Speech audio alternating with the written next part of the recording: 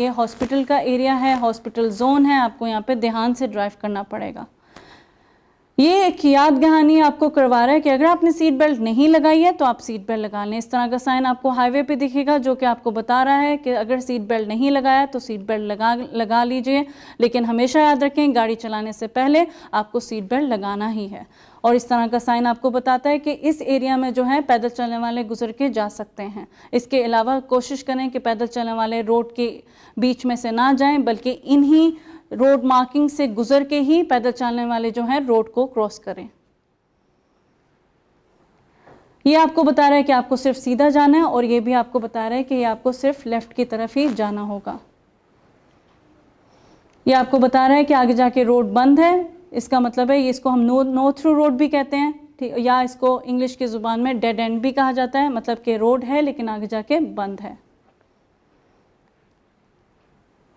इस किस्म के साइन को हम एडवांस इन्फॉर्मेटरी साइन कहते हैं, मतलब कि एडवांस में आपको इन्फॉर्मेशन मिल रही है कि कौन सा एरिया कहाँ पे है, ताकि अगर आप इस तरीके से आ रहे हैं, अगर आपको अस्कर की साइड पे जाना है तो आपको पता है कि मुझे पूरे राइट पे ही रहना है, आखिरी राइट पे ही रहना है। अगर आपको मनामा की तरफ जाना है तो आपको बीच वाली लेन में रहना होगा, अगर आपको ईसा टाउन जाना होगा तो आपको अपनी आखिरी लेन में रहना होगा। एडवांस में आपको इन्फॉर्मेशन मिल रही होती है कि कौन सी लेन में रहते हुए आप उस जगह पे पहुंच सकते हैं।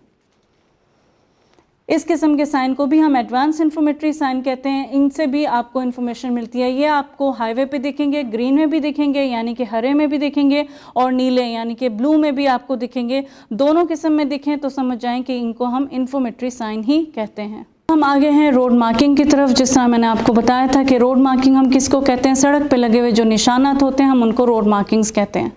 तो अभी हम देखेंगे कि रोड मार्किंग्स आपको कितने किस्म की रोड मार्किंग्स दिखती हैं।